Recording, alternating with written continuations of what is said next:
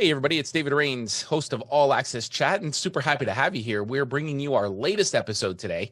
You're not going to want to miss this one. This is an All Access Chat behind the scenes in a way you've never seen before. And if you like what you see here, make sure you hit your subscribe button, turn on your bell notifications, because we got lots more content coming your way, and you don't want to miss out on a single episode. If you like what you see as well, share it with your friend, because I'm sure you have friends who would be interested in seeing the content that you enjoy as well. Don't forget as well, in the link to the video, there is all kinds of links to our guest social media accounts. So you're not going to want to miss that, and you're going to want to follow them as well. They'll be happy to have you, as we are. Thanks very much. Now let's get right to the episode.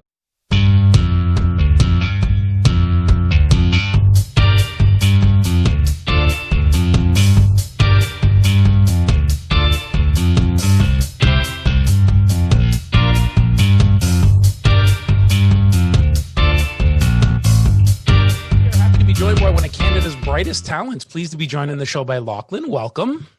Thank you. How are things these days for you? Everything's good. How's it? Good. I think, we were talking off air that, COVID's kind of been a bit of a challenge for, I think, everybody, especially anyone in and around the music industry. I think it's been a very interesting time, and it will continue to be a very interesting time for the next little while, but we'll get into that a little bit later.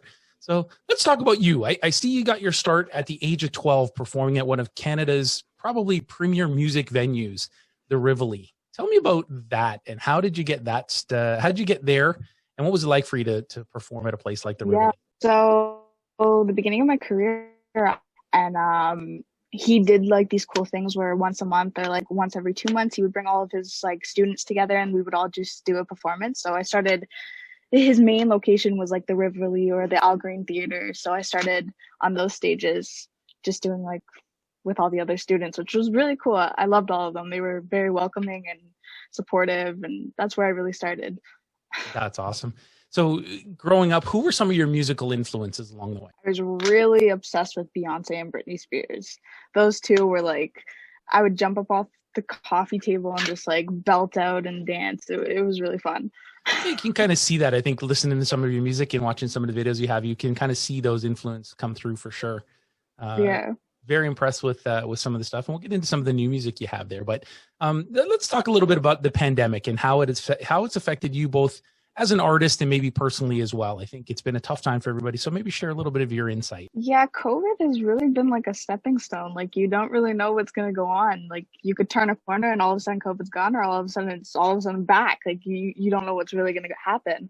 I feel like for artists, it's been tough, because developing, like, not being able to perform is really hard, because our success is pretty much making an album and then being able to go in front of a whole entire audience and perform. Like, that's where, like, but not being able to just we now do live stream to be able to just talk one-on-one with them, and it's been a weird change, but I think we're all like, we're settling with it.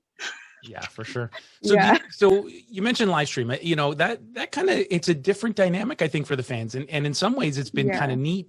Fans may not have normally gotten that one-on-one time with the artist. So, how's that been for you? You've probably done a little bit of that over the last few months. It's been good. I think it's very humbling, if that makes sense. Mm-hmm. And very one-on-one, which makes you feel closer to like the people who support you, and that's like the main thing I really want. What do you think that the industry is going to look like? I mean, excuse me. Obviously, we're starting to see more of the paywall kind of ideas where you can put on live shows to an audience and get some revenue for it. I mean, you mentioned, you're out there touring, and the touring makes up a big part of income as an artist.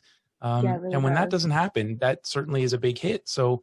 Do you think that the live streaming thing is going to be something that's going to be here to stay, or do you think that this is just kind of until the pandemic is over? I think it's now, I think it might actually be able to stay, because YouTube has now made this thing where you can actually do your concerts on YouTube, and people can buy tickets, and then it's like a live concert. Right. Yeah. So I think it might be a new thing to the industry. I think it's interesting for sure. I think that, as an industry, the music industry has been very, although it continues to evolve, it's still kind of stagnant. That same model's been in place for a long time. So I think this has kind of forced the industry to maybe take a step back and a look at how things are done. Does that excite you as an artist, though, to be, the ability to live stream as opposed to a live performance? Is it the Well, same? yeah, because you could sit down and be like, okay, next week I want to do a concert. I don't have to book a venue. I can just like really make it out in my home and then make it look like it's a concert. Sure. It's a good. It's good. I Okay. feel it's good. Yeah. Now, I know the pandemic has forced artists kind of, maybe again, take that step back and focus a little bit more on yourselves. Touring is a rough life, and the extra time, I know some are finding it a blessing and others finding it not so much, maybe. How's it been for you? Yeah, it's been really good. I think because everything was so go, go, go, go, go. Finally being able to like take a second and really sit down and be like, okay, I have a moment. Let's focus more on the music instead of having to constantly like push out content. Let's relax for a bit. So I feel like I found myself as an artist, and that's when releasing 90s Love and Energy, like they're my children.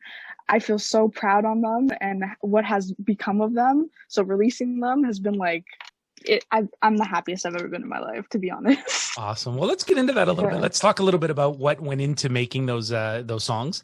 And you mentioned they're your children, but what do they mean to you? So I feel like we'll go with it as like a human growing. Throughout your life, every year is like a milestone, you're learning more about yourself every year that you go past. I was pre-making music. I'm Hollywood Sos, who is my co-writer, and Gregory Grimes, who is my producer / engineer. They made me grow so much in the industry. I've pretty much learned everything I could learn from them. So Hollywood Sos and Gregory Grimes both helped me on 90s Love and Energy, and really have helped me grow as a person too. Like truthfully, like deep down, I have evolved as a person. So when I say they're my children, I literally mean they're my children. Like we all birthed them together. That's awesome. So Yeah.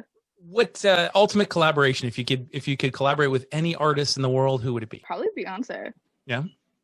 I would do it 100%. Hey, Beyonce, you're watching and you're interested here, Please. reach out. We Yeah. can hook you up with Locklyn, no problem at all. And I think that'd be a great collaboration as well. So, and you got an EP coming out. You've been working on some music for the EP coming out in the new year. So, give us a little flavor of what that's going to look like. Yeah, it's going to reflect off of 90s Love and Energy. So those feelings, but 10 times more. Okay, awesome. Yeah. Awesome. Well, listen, we're looking forward to it coming out, and all the best, especially with the songs you got out now.